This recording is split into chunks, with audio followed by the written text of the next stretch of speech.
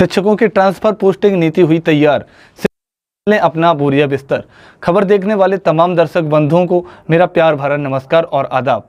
दोस्तों, काफ़ी लंबे दिनों से इंतजार करने वाले तमाम सक्षम उत्तीर्ण शिक्षकों की मंशा अब पूरी होने वाली है, क्योंकि शिक्षकों को अब राजकर्मी का दर्जा मिलने वाला है। दोस्तों, वैसे भी तो 2.5 महीने बीत चुके थे, शिक्षकों की आशाएं भी टूट चुकी थी कि आखिर शिक्षा विभाग तमाम नियोजित शिक्षकों को कब विशिष्ट शिक्षक का दर्जा प्रदान करेगी और कब उन्हें विशिष्ट शिक्षक बनाते हुए राजकर्मी का दर्जा प्रदान करेगी। परंतु दोस्तों, चुपके से शिक्षा विभाग ने कुछ ऐसी रणनीति बनाई है जिसके आधार पर यह खबर छन के आ गई है कि शिक्षकों के ट्रांसफ़र एवं पदस्थापन की बिंदु बनने वाली रणनीति बिल्कुल ही तैयार हो गई है और अब शिक्षकों को राजकर्मी का दर्जा मिलना तय माना जा रहा है। दोस्तों, आखिर क्या कुछ होने वाला है? राजकर्मी का दर्जा मिलने के बाद नियोजित शिक्षकों को विद्यालय पदस्थापन में राहत मिलेगी या फिर नहीं मिलेगी? अगर मिलेगी तो किन्हें मिलेगी? इससे पहले कि इस पर हम विस्तार पूर्वक चर्चा करें, अगर आपने अभी तक हमारे AP91 चैनल को सब्सक्राइब नहीं किए हैं तो कृपया अभी सब्सक्राइब कर लेंगे।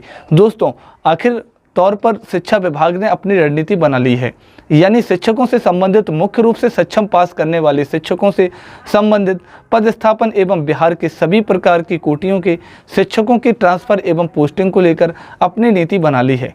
शिक्षा विभाग के उस पर मोहर लग गई है और साथ ही साथ कमेटी के जो भी सदस्य थे उनकी भी मोहर लग गई है। अब यह खबर यह भी आ रही है कि इसे कैबिनेट में भी भेजने की तैयारी पूरी कर ली गई है और निश्चित रूप से दिनांक 24 सितंबर 2024 को मंगलवार के दिन इस पर मोहर भी लग चुकी है। तो दोस्तों, कैबिनेट पर मोहर लगने के बाद क्या होगा, लेकिन उससे पहले आइए हम जानते हैं कि आखिर चुपके से कि शिक्षा विभाग द्वारा कमेटी के सदस्यों ने रणनीति क्यों बनाई है। इसके पीछे का रहस्य को देखेंगे तो आपको स्पष्ट होगा कि शिक्षा विभाग अपनी अलग से रणनीति बनाना चाह रही थी ताकि उसमें किसी का भी हस्तक्षेप नहीं हो, किसी की नहीं चल पाए और चुपके जो भी रणनीति तैयार की गई है, निश्चित रूप से इसे माना जा सकता है कि वह सरल नहीं होगा बल्कि कठिन ही होगा, क्योंकि अगर थोड़ी भी खबर लीक होती तो निश्चित रूप से उस पर सवाल उठाया जा सकता था और ट्रांसफ़र एवं पदस्थापन के बिंदु पर राजनेताओं की ओर से शिक्षा विभाग के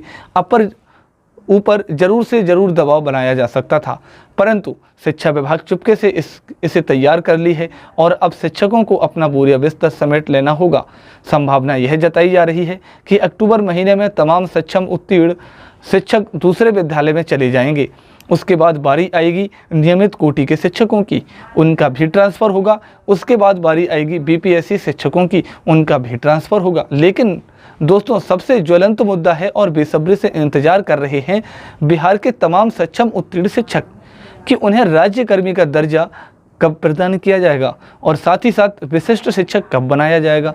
तो दोस्तों, इसके संबंध में सबसे पहले जान लेना जरूरी है कि आखिर चुपके जो नीति बनाई गई है वह कठोर क्यों है, शिक्षकों के लिए क्या वह लाभप्रद है या फिर नुकसानदायक है। दोस्तों, हम बता दें कि जो खबर छन करके आ रही है और जो माननीय शिक्षा मंत्री की ओर से बार बयानें दी जाती थी कि जो भी शिक्षक असाध्य रोग से पीड़ित हैं, जो भी शिक्षक दिव्यांग हैं, जो भी शिक्षक पति पत्नी दोनों ही शिक्षक हैं, सिर्फ और सिर्फ मुख्य रूप से इन्हीं 3 कोटियों के शिक्षकों को राहत प्रदान की जा रही है। रही बात, आप सभी के मन में यह बातें उठ रही होंगी कि महिला शिक्षकों की भी बात की गई थी।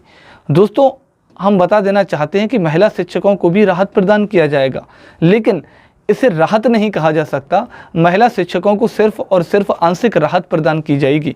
दोस्तों, जो खबर आ रही है उसके अनुसार पहले जो नीति निर्धारण किया गया था कि तमाम विद्यालयों को 5 वर्गों में विभक्त किया गया है, उन सारे को समाप्त कर दिया गया है। अब 5 वर्गों में विभाजित नहीं होंगे।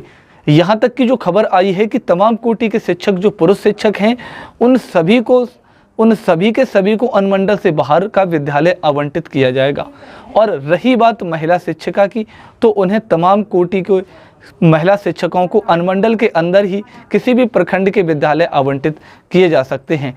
तो वहीं दिव्यांगजनों की बात कहा जाए कि असाध्य रोग से पीड़ित शिक्षकों की बात कही जाए और पति पत्नी दोनों ही शिक्षक की बात कही जाए, तो इन्हीं तीनों ही कोटियों के शिक्षकों में 2 कोटियों के शिक्षक दिव्यांग कोटि के शिक्षक और साथ ही साथ असाध्य रोग से पीड़ित शिक्षक को होम ब्लॉक प्रदान करने की खबर आ रही है।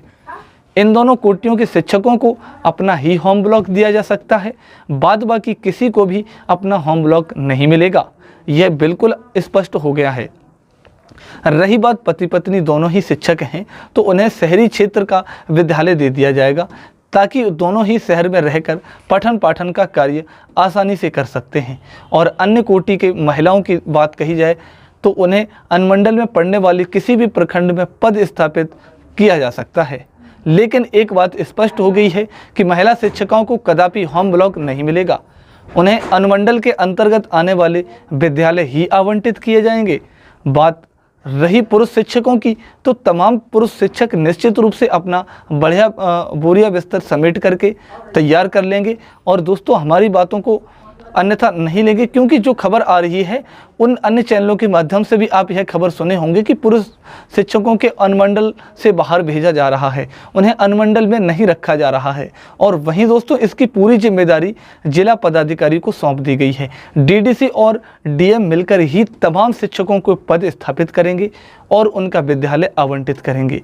अब रेंडमाइजेशन के माध्यम से शिक्षकों को पदस्थापन नहीं होगा, जिला स्तर पर ही शिक्षकों का विद्यालय आवंटित किए जाएंगे। यह स्वाभाविक है दोस्तों, क्योंकि तमाम शिक्षकों का जिला पहले से ही आवंटित कर दिया गया है। जब पहले से ही आवंटित कर दिया गया है तो रेंडमाइजेशन का मतलब ही हो जाता है कि विद्यालय पदस्थापन में 38 बार रेंडमाइजेशन करना पड़ेगा, क्योंकि 38 जिलों के शिक्षकों के नाम अलग अलग होंगे। तो इस पर आधार पर जिला पदाधिकारी और डीडीसी को यह दायित्व दे दिया गया है कि शिक्षकों के पदस्थापन के संबंध में वह अपने स्तर से ही निर्णय लेते हुए तमाम शिक्षकों को नए विद्यालय में पदस्थापित करेंगे। और वो भी जो गाइडलाइन जारी किए जाएंगे, जो भी नीति का निर्धारण किया गया है, उसे कैबिनेट की मोहर लगते ही सार्वजनिक कर दिया जाएगा और उसी के आधार पर जिला पदाधिकारी और डीडीसी द्वारा शिक्षकों का विद्यालय आवंटित किया जाएगा। अब दोस्तों, आइए हम बात करते हैं कि क्या सिर्फ और सिर्फ शिक्षक सक्षमता उत्तीर्ण शिक्षक जिन्होंने काउंसलिंग की प्रक्रिया पूरी कर ली है उन्हीं का पदस्थापन होगा, या फिर 37,000 ऐसे शिक्षक हैं जिनकी काउंसलिंग की प्रक्रिया अभी पूरी नहीं हो पाई है, क्या उनके लिए भी मौके दिए जाएंगे और उनका भी पदस्थापन होगा? दोस्तों, एक बात मैं स्पष्ट कर देना चाहता हूँ कि अभी वर्तमान में सबसे पहले नियोजित शिक्षकों का ही पदस्थापन हो रहा है और पदस्थापन एक चरणों में नहीं होंगे, पदस्थापन कई चरणों से गुजरेंगे। ऐसी बात नहीं है कि एक जिले के सभी कोटियों के शिक्षकों को एक साथ ही नए विद्यालय में पदस्थापित कर दिया जाए। पहली बार में एक जिले के कुछ शिक्षकों का ही पदस्थापन किया जाएगा, फिर दूसरी बार में, फिर तीसरी बार में, फिर चौथी बार में, फिर पांचवी बार में, यानी इस तरह से लगभग 4 से 5 बार में शिक्षकों का पदस्थापन होगा। और इसी क्रम में जिनमें जो खबर आ रही है कि सबसे पहले दिव्यांग शिक्षकों और साथ ही साथ असाध्य रोग से पीड़ित शिक्षकों का मौका प्रदान किया जाएगा। और रही बात वैसे शिक्षक जिनकी नहीं हो पाई है, जो डाउटफुल हो गए हैं या फिर जिनका ओटीपी नहीं गिर पाया है या फिर किसी भी कारण से उनका डाउटफुल हो गया है, तो उन शिक्षकों को भी मौका प्रदान किया जाएगा। एक तरफ पदस्थापन का कार्य चलता रहेगा तो दूसरी तरफ शिक्षकों की काउंसलिंग का भी शेड्यूल जारी किया जाएगा और अधिकतम 3 से 4 दिनों का ही मौका दिया जाएगा कि इन 4 दिनों के अंदर ही डाउटफुल वाले शिक्षकों का काउंसलिंग करा लिया जाए और काउंसलिंग के उपरांत उनका भी पदस्थापन करा दिया जाए। वहीं दोस्तों, एक बात मैं अपने विश्लेषण के आधार पर बता देना चाहता हूं कि दिव्यांग शिक्षक, असाध्य रोग से पीड़ित शिक्षक और पति पत्नी दोनों ही शिक्षक, इन तीनों ही कोटियों के शिक्षकों के लिए विभाग द्वारा आवेदन लेना अनिवार्य माना जाएगा। जब तक इन तीनों ही कोटियों के शिक्षकों की ओर से कोई आवेदन पत्र नहीं दिया जा सकता है, तब तक विभाग यह नहीं समझ पाएगी कि आखिर किन किन शिक्षकों को राहत प्रदान करने की बात है। तो इसके लिए निश्चित रूप से 15 दिनों का समय लिया जा सकता है। अब आप कहेंगे कि 15 दिनों का समय सिर्फ आवेदन लेने में दिए जाएंगे, तो आखिर शिक्षकों को पदस्थापन कब होगा? दोस्तों, हम ये कह दें कि कैबिनेट की मोहर जैसी लगती है और ये शिक्षकों का पदस्थापन प्रक्रिया बहुत ही तीव्र गति से चलेगी। पहले वाली बात नहीं कि वह धीमी चलेगी, है ना, क्योंकि सरकार की ओर से यह लक्ष्य निर्धारित कर दिया गया है कि अक्टूबर महीने में हर हाल में शिक्षकों का पदस्थापन कर दिया जाएगा। और रही बात अन्य